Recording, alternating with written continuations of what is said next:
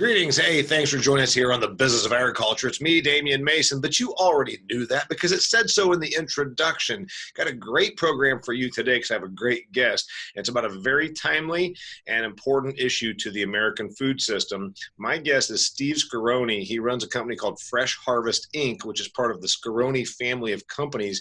He's a California-based company that makes sure that all of the fresh fruits and vegetables get harvested by bringing in and managing the labor to do so. You've probably heard in the news that we're going to have food shortages. Coronavirus is changing everything. We're not going to have enough food. Oh my God, run to the store, get all the toilet paper you can get, also get the fruits and vegetables.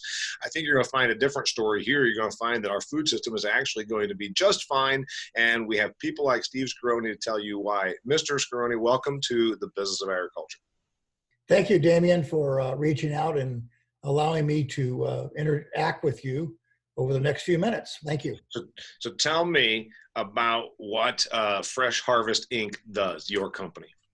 Okay, well, we're an agricultural services company. And when I say services, we're a service provider to many of the major brands that you see in the stores. And we're also touching, harvesting, trucking, or growing a lot of the private label brands you see in stores like Walmart that have their own private label, Kroger, etc.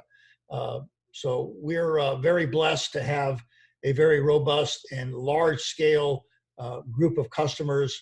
I think if you statistically break down who we serve as our customers, we probably touch about 20 to 25% of every salad eaten in America every day. You never see our name anywhere. We're kind of the guys behind the curtain out in the dirt getting the harvesting done, and in some cases in our Mexico operation we're doing the farming also.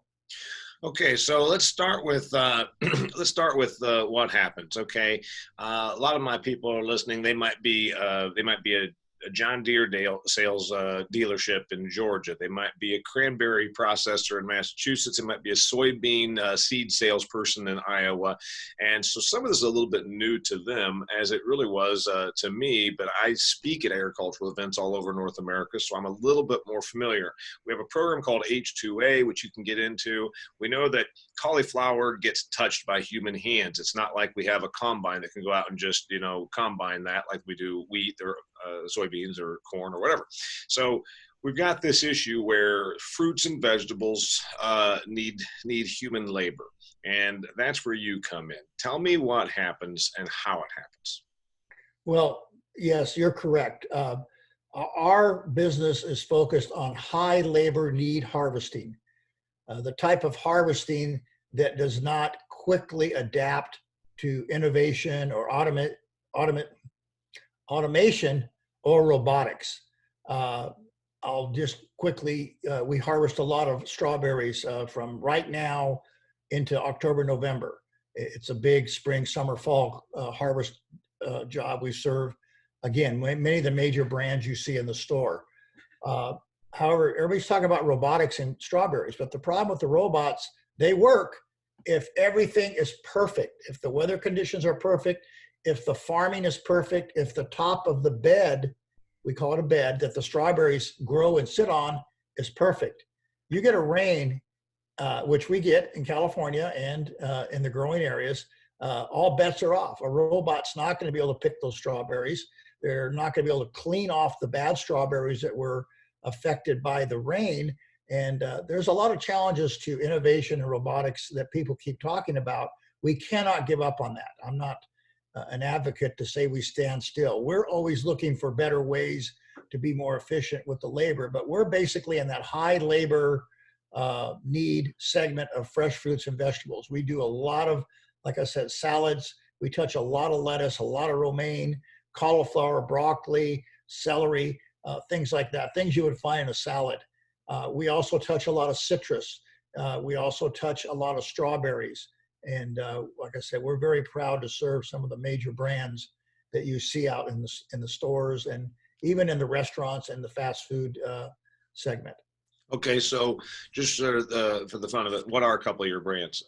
Tell me, Dole. Is Dole one of your customers? Green Giant. I don't know. We have a relationship with Dole, but I'm not really authorized, and I have to be very careful because it's not my place to disclose those kind of things. I wish I could, because we're very proud of our customer base. But suffice it to say, most of the brands you see in the Costco cold room, Walmart's, Vaughn's, Safeways, Kroger's, Aldi's, there's a high percentage chance that we touched it somewhere out there in that harvesting process. Understood. Okay. So we know that there's these products, like you say, that they don't lend themselves to mechanization of harvest very well. So we need human hands, we need human labor. Generally, that has come from south of the border. Tell me how the process works. Well, I started farming in 1980. I started as a farm labor contractor servicing other farmers in 1983. I originally set out to be a farmer and harvest my own crops. And it's one of those business plans that we never contemplated. I evolved from a farmer, a full-time farmer, growing the crop, a lot of some vegetables, mostly alfalfa, things like that, to we developed what we call field packing harvest aids. And basically they're field packing platforms that we use out to make the labor more efficient. And we developed some equipment back in the early 80s. Some of that equipment's still in use today. It's certainly been refined and modified and upgraded and rehabilitated, but we're basically have morphed from a farm-based company. Our blood and our heart is still farmers, but we're now a service provider to the major brands. I so hope there you were, 1980. You're farming and doing specialty crop stuff that we call specialty crop. Vegetables and produce. Yes. Yeah, I mean, my first vegetable crop was cauliflower in 1983, we all know about the good things about eating cauliflower and broccoli and things like that. But I built some harvesting aids and some machines and had a crew to harvest my cauliflower as a farmer. And next thing I know, I started getting a lot of phone calls from my neighbors to go and harvest crops like melons, cauliflower, broccoli, lettuce, and things like that. So, 1983, I wake up thinking I was going to be a full-time farmer, and all of a sudden I'm a full-time service provider of harvesting services for other farmers and also the major brands. Okay, so the neighbors were saying, "Hey, man, you did a really good job of getting this done. You brought in the right labor. You've got some tools in place, etc." So this became your business, and you said, "This is where I need to make my money. This is what I'm good at." Tell me how the process works. Well, you're talking about the labor harvesting H2A process. Correct. Okay, so back in the early 80s through the 90s, up to 2006, we totally depended upon a domestic labor force. If you remember 1986, and every time I talk about labor and why we're where we're at today and why we have to use H2A, I always bring this up. 1986 was the last meaningful immigration reform that brought new workers into agriculture. It was called IRCA, Immigration Reform Act of 1986. It was a Ronald Reagan, Duke Majan invention, and that's where we got the I-9. That's when the I-9s law, or the need to fill out I-9s as an employer came, was from 1986 IRCA. Many at that time falsely documented or undocumented illegals were given amnesty. It was called SAW and RAW. So what happened though, this was supposed to be the magic bullet that was going to cure having an illegal workforce in 1986 in agriculture. However, what happened is but within years or months of these workers receiving amnesty and having a green card in their hand, these folks left agriculture. A lot of them did. And so all of a sudden, this program that was going to solve all our problems, within 5 years, we're back to a shortage of labor. And that's when the influx of illegals started coming in again. And remember, I-9 is very specific in what you can ask for. If a employee presents you documents that on their face appear valid, as an employer, you have to accept those documents. If you start to question them, and this goes back to 1986, you fall over the cliff of discrimination. So we have been playing this, for lack of a better term, as an industry, this charade with I-9s and documents that appear valid on their face. And nobody politically has had the guts to deal with this. I've made many trips to Washington, D.C., hoping that I was going to charismatically talk our politicians into doing something. And we all see how effective I was in doing that, along with the thousands of other of my peers that also went to Washington, D.C. and our associations that have been screaming for immigration reform that would solve this labor shortage in agriculture. And also remember, even if you didn't leave agriculture, the people who got amnesty in 86, a lot of them now, in 86, you're a 23, 24, 25-year-old person who just got amnesty. How old are you today? Yeah, right. You're certainly beyond the age of, like you said, almost 40 years ago. You're not at the age where you're probably going to be out picking cauliflower. So here's the thing. They set this thing up, used a lot of government forms and terms that you're familiar with. A lot of my listeners maybe aren't. I-9 is a form that a person would fill out to seek application work in the agriculture. Is that what I'm understanding? No, it is a national law. Every employer, and see, a lot of people don't even know this today, 40 years later. Every employer is required by law to fill out an I-9 for every employee. They cannot discriminate, no matter what their race, color, creed, religion is, as an employer. Big, small, medium, large, you have to fill out an I-9. And okay. That's where you get into this problem, is when ICE comes and does I-9's audit, and then you don't have any I-9s, and that's where these multi-million-dollar fines come from, because of not having the proper I-9 form correctly filled out.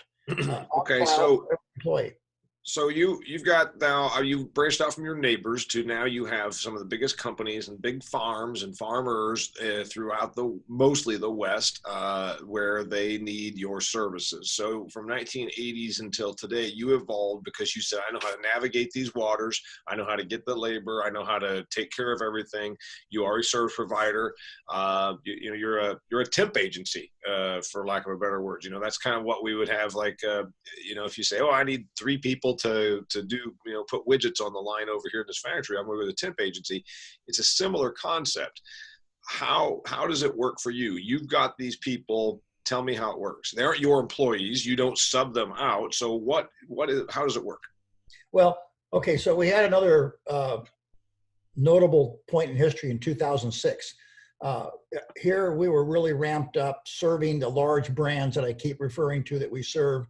That in 2006, we were very, at that time, we've diversified more now, but we were very heavy into the vegetable, things that would go into a salad to keep it simple. Mm-hmm. And we were serving the major brands that, again, are in the stores or the McDonald's use to make their salads and hamburgers and the restaurants and grocery stores. So we were serving these major brands, and we were down in the middle of winter harvest in Yuma, Arizona, in Imperial Valley.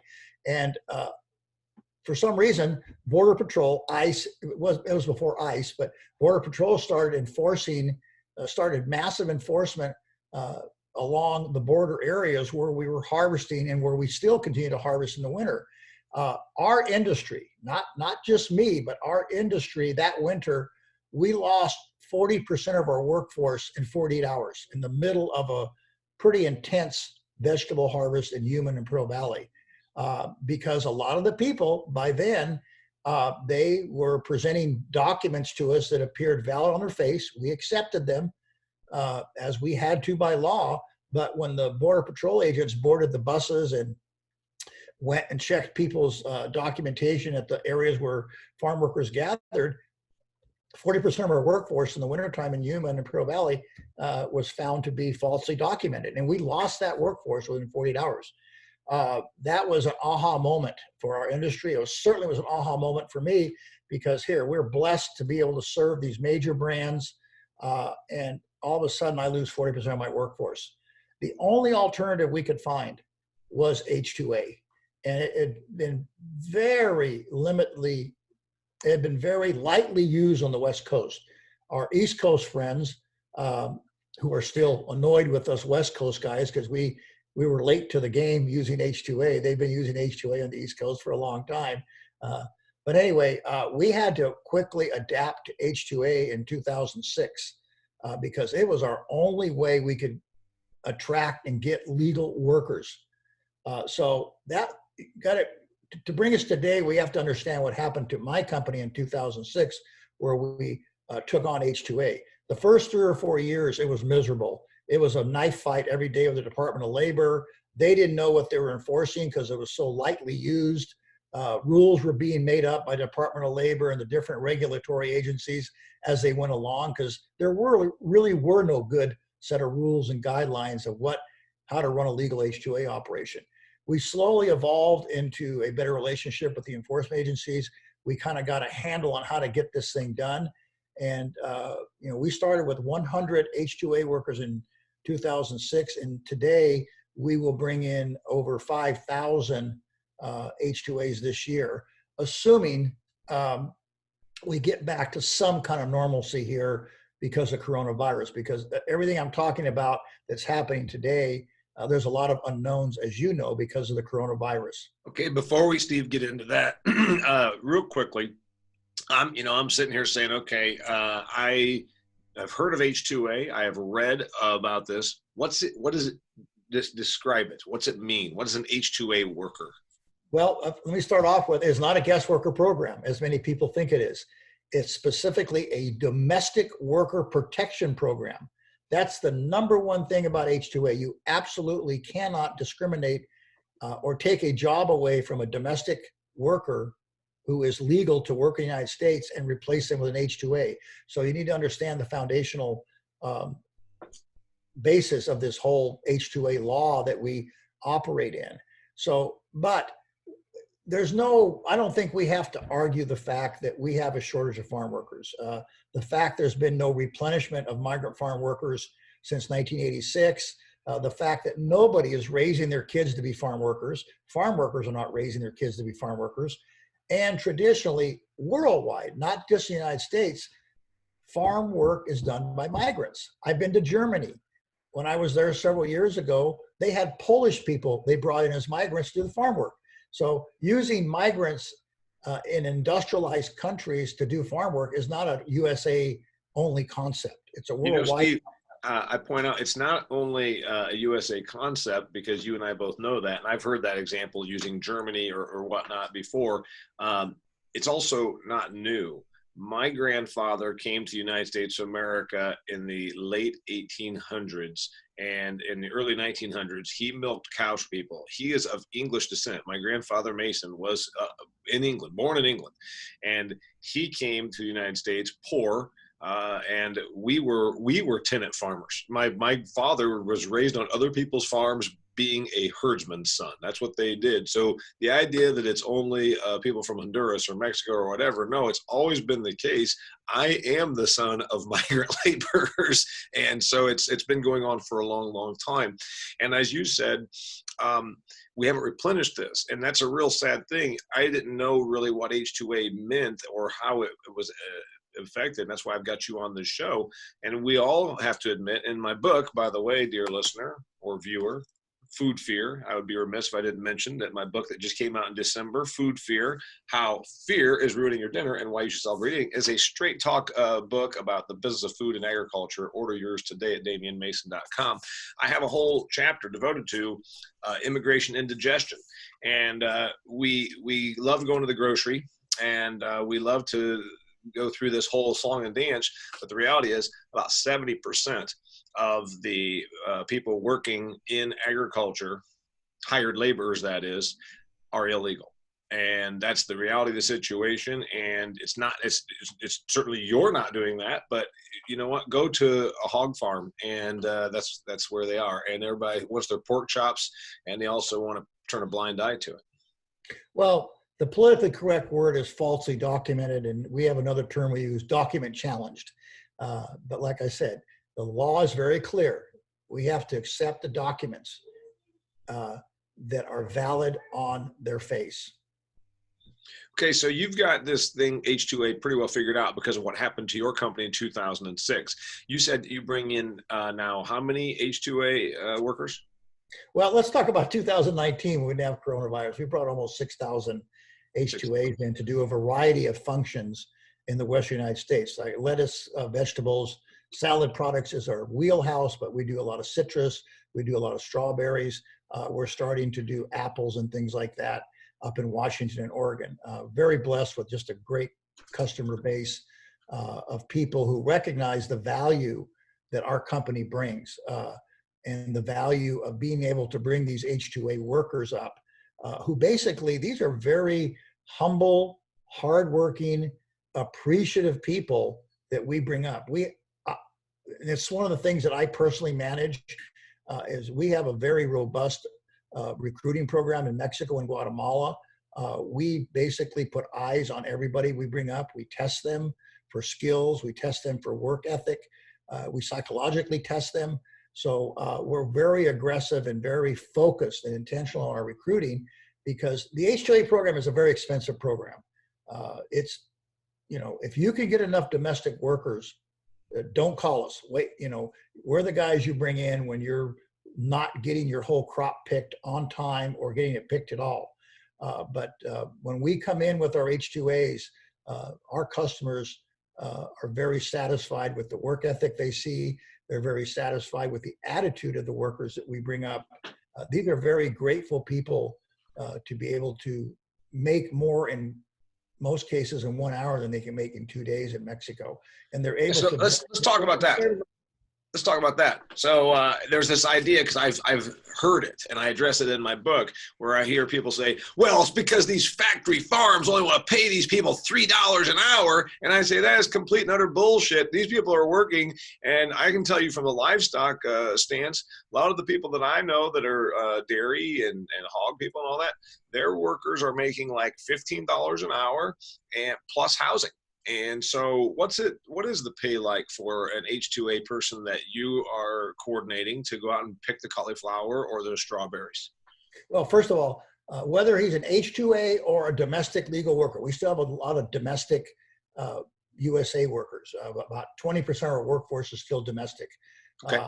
However, whether you're domestic working for us or you're an H2A, we have to pay the adverse wage of the state, which is a wage that is set by the Department of Labor. And I don't want to even get into how they come to that wage every year. I call it voodoo math. We still can't figure out how they come up with this adverse wage. But in California this year, it's $14.77 an hour. In Washington and Oregon, it's over $15 an hour. That's plus free housing. And we subsidize the meals. We only charge the workers approximately $11 per day for 3 meals a day. So we lose money on that. By the time we pay the food caterers and the vendors and we deduct, we're losing money on that. But, depending on what the adverse wage is, our cost to our customers is well in the mid-20s and above per hour with all, costs and everything. We have to pay to bring these workers from their home. If they're down from Oaxaca, that alone's $1,000 per worker cost to bring a worker from Oaxaca, bring them to the United States, and then we have to send them home also. We have to pay for all that. So no, the H2A program not only provides a very good wage to the H2A worker, it also artificially raises the minimum farm worker wage in the area in which we operate. In the areas I operate, like right now we're finishing Yuma, Imperial Valley, down the desert. We're starting Monterey County, Salinas. I mean, the minimum farm wage, and not the government minimum wage, but the minimum farm wage in Salinas is $14.77 an hour. The adverse wage sets that because those that don't do H2A, they don't want to do it. So in order for them to attract local domestic workers, the few that they're out there, they have to meet that adverse wage. So we float the boat up on wages with H2A, and I absolutely reject these lies that the UFW and we call them the antis. All they want to do is just describe us employers as just terrible, mean people who abuse their workers all day and don't let them drink water or go to the bathroom. So, and that's furthest from the truth, but that's what the media eats up, is those stories. You can see. So speaking of that, and you and I both can complain about the media until the cows come home, but UFW stands for United Farm Workers. Okay, and they oppose people like you. They do all they can to make our life miserable. Okay, and addressing what we talked about, because I've been on these farms, I've been on these ranches, and I've seen these people, and I agree with you. I didn't see people that were being mistreated. I didn't see them being unable to drink water or unable to go to the bathroom. So, like you said, the workers are actually treated very, very well and paid pretty well. $15 an hour plus 3 meals a day. You contract a caterer or a food truck to come in and do all that, and then also housing. What's housing look like for these folks that are going around from this operation to this operation? Well, okay, I can only speak to our situation. We manage and operate. Some we own, some we lease, some we rent. We operate over 50 housing units in Western United States to house these H2A workers. And it's a variety of old labor camps we've rehabilitated, motels, apartments, homes, and we even converted a tomato packing shed in King City, California that was shuttered for 15 years. And we converted that tomato packing shed. We converted the greening rooms to dormitories. And we've got about 13 to 15 guys in every dormitory in this rehabilitated, repurposed former tomato packing shed. So that's how we house the workers. It was like a bunkhouse kind of a thing.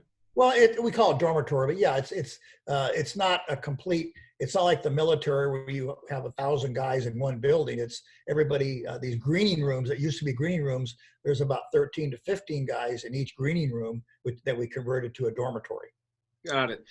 Okay, so the big question now, we're recording this. You and I are recording this on April 6th. It's going to drop here in the next couple of weeks for sure. But as of today, paying attention to the stories in the media, like you said, they love to talk about how mistreated the people that you work with are, which we know is false. But the other part of it is that we're not going to have enough, that there's going to be shortages, that, Mr. and Mrs. Suburbanite are going to go to the grocery store and there's not going to be any lettuce because there's nobody to pick the lettuce because of coronavirus and because of border shutdown, et cetera, et cetera. Is there any truth to that? Well, here again, the average American consumer is not getting the whole story. Today, because first of all, I think you've heard the word food service. Food service are the vegetables, fresh fruits and vegetables go to the McDonald's, they go to the restaurants, they go to the schools. That business has tanked. So a lot of what we do was supplying food service based customers that then in turn supply the McDonald's and the schools and whatnot. Yes, schools are closed because of coronavirus, so therefore that food service company has no demand for your product because there's no demand from their customers. So yeah, the Cisco's or whatever they might be, these large food distributor companies, if you will, that serve institutions and restaurants, they're really hurting right now. Well, I have a close friend who owns Del Tacos on the Central Coast. I talked to him yesterday. He's 30% down because all he has is his drive-up window. So, by the way, dear listener, if you're not from the West, Del Tacos is a West Coast Taco Bell. Is that a little better product maybe than Taco Bell? Is that the right way to describe it? A little better. We also have In-N-Out Burger that we don't let that go east either. Yeah, so, right. In-N-Out Burger is a Western phenomena. And then Carl's Jr., of course, which then fused with Hardee's, and now it became more nationwide. Okay, so your friend owns Del Tacos, and he's down 30%. Frankly, he's holding up pretty well because I would have said if he was doing 30% of his normal volume, but that's fast food. And so they're still selling product through the takeout window at fast food restaurants. But no sit-down restaurants and no schools. So all your lettuce. So are you saying that we do have a labor problem, but it doesn't matter because we're not getting the consumption, or what are we hearing? Today, we have enough labor to harvest for the demand that is out there. What's happening though is, and I do support our President Trump and what he's doing and the actions he's taken. I believe he's doing the absolute best he can to balance between keeping people alive and also not completely tanking our economy. But he also is the president of a very, what I would call dysfunctional bureaucratic government.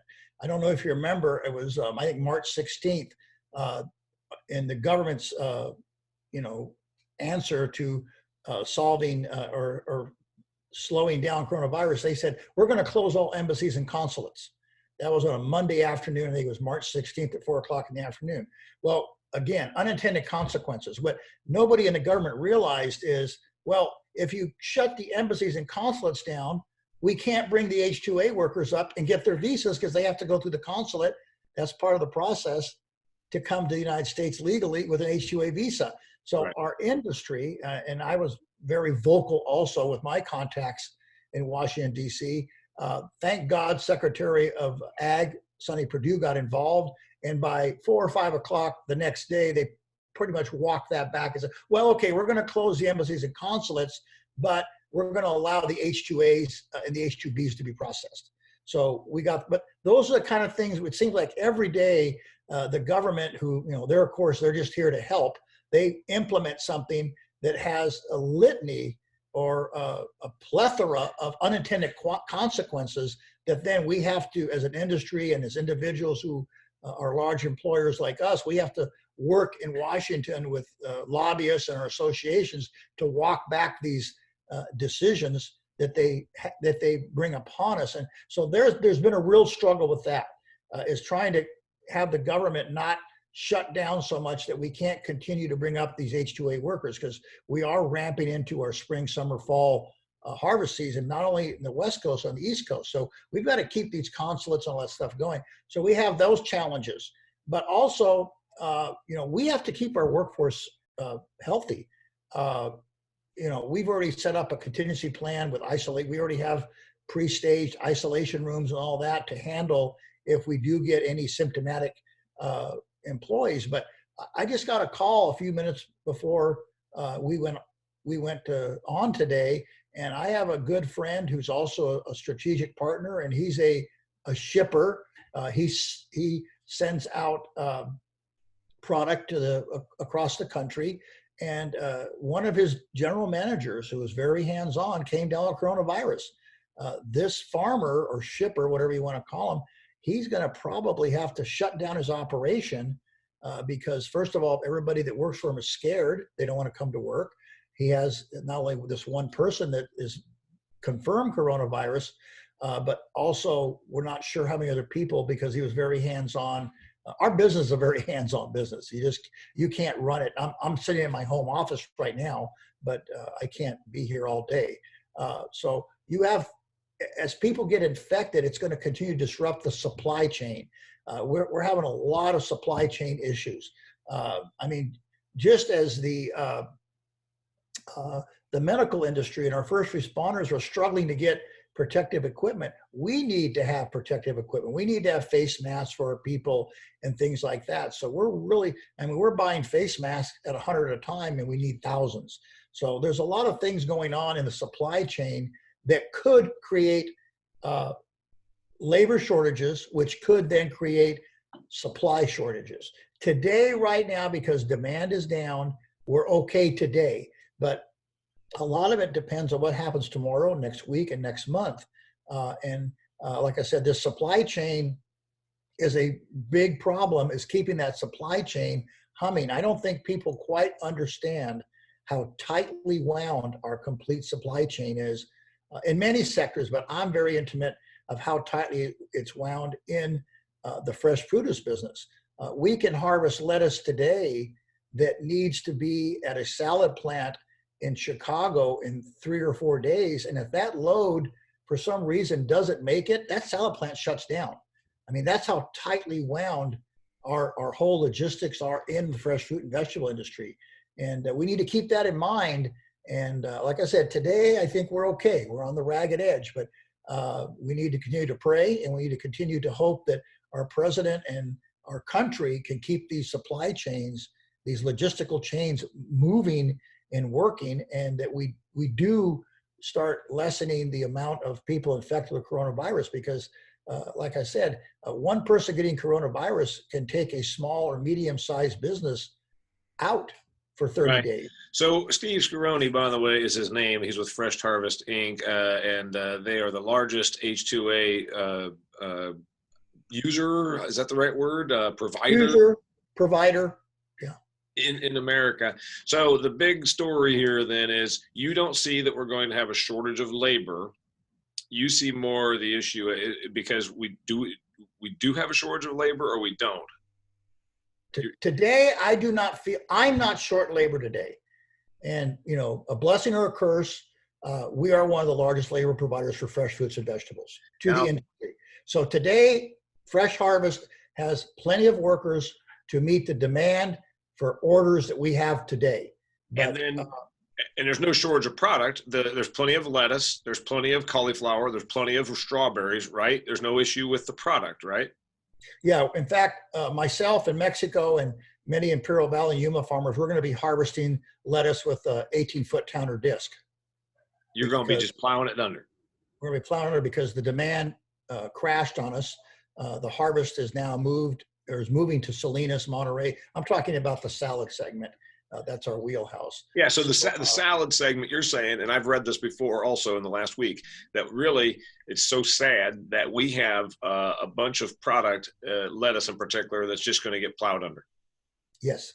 Because there's no demand. Basically, if there was no coronavirus, we probably had just enough product to supply America in abundance every day. But now our supply definitely exceeds demand. And like I said, we're going to be harvesting with an 18-foot counter disc.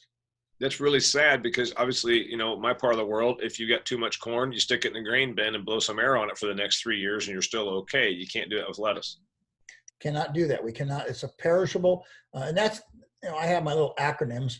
My company, my people, my managers, my two sons are very involved. We live in a perishable reality every day. If we don't get done what we need to get done today because of what the crop says it needs to be harvested, it's gone tomorrow. We have a very short window of optimum harvest time. And if we miss that window, it's rotten. It's no longer usable. Yeah. So then what about moving forward? Steve, we got an issue that we look forward. We look down the road another 6 months. It's got to dictate many of your acres, you get multiple crops per year off it because of the climate you live in or operate in. So now we're saying, well, I don't know what I should do for the next crop because I don't know what the heck is going to happen because of coronavirus. Is that where everybody is? Well, I kind of want to fall back on my faith. I believe that we are potentially living in the end times as described in the Bible. But one thing I've learned over the years is that even if you think Jesus is coming back tomorrow, plant the tree today. So we're continuing to plant and plan and strategize for the future. We're already making crop plans for plantings next September in our Mexico farm. At this point, we're going to continue to plan ahead, and we're going to trust in God and trust in our government and Trump that we're going to get through this. And, we'll get back to I don't think it'll be the same normal. We're going to get back to a new normal, hopefully in a couple months. But I don't know. I don't know. This is a very, a lot of times in the past, as things have changed and things have happened, you could read the road signs and kind of figure which way to go. But there's no road signs, or there's too many road signs with too many experts giving bad information. I would agree wholeheartedly with that, my friend. Last question, 10% unemployment, possibly, maybe more. We might have 20 million Americans unemployed here at the end of this week. Do those people come and pick lettuce? Absolutely not. We have tried every strategy in the world.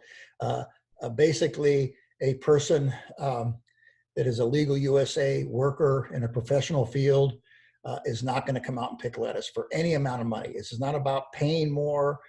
They just won't do the work. We have a saying in our industry, nobody is raising their kids to be farm workers.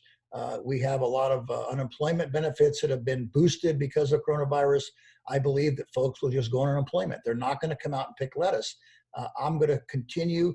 If the demand stays there, which we hope and pray it is, I'm going to need my H2As because we're not going to get this huge transfer of workers from the employment sector. Truck drivers. I mean, we do a lot of trucking of product from the farm to the point of first processing.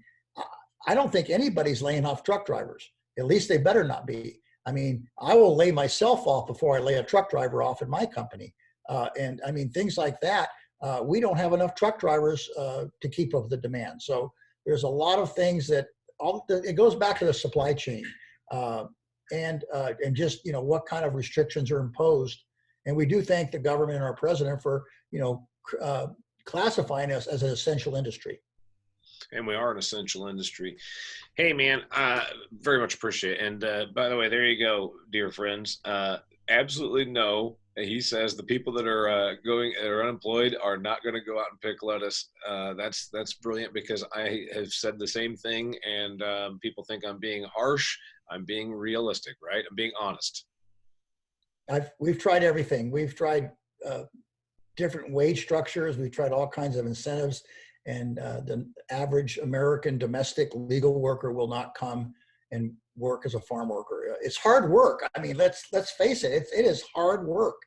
It's not for everybody. I don't belittle these people that don't want to come to agriculture. It is hard work. My sons had to raise their hands and say, "Dad, we want in." I did not encourage them to come into this business. Yeah, I've done it. His name is Steve Scaroni. I very much appreciate you being here. His company is Fresh Harvest Inc. And if they want to find you because they want to know more about this, how do they find you? Fresh Harvest Inc. Google it and we'll pop up. We have 50,000 followers on Facebook. Most of them are workers and things like that, but we're out there on social media. Social media is how we communicate with our workers because we're so spread out. But we're easy to find, just Fresh Harvest Inc. Google it, and our websites and all our social media links will come up. That's fantastic. I really appreciate you being on here. This podcast is not just on audio via your favorite format, be it Stitcher, iTunes, SoundCloud, wherever you find your podcast. It's also on video now. Go to the Damian Mason YouTube channel and hit the playlist Business of Agriculture. You can see all my stuff there. You can also see my other podcast, the Do Business Better podcast. So please subscribe when you go to YouTube. Thank you very much for listening. If you'd like to be a sponsor of the Business of Agriculture, please look me up. You can find me right here. You can find me through all my social media formats and also through DamianMason.com. Steve Scaroni, thanks for being here, buddy. Thank you, Damian, for helping us get the word out. Extremely educational. Very appreciative of you being on here today. Until next time, it's the Business of Agriculture.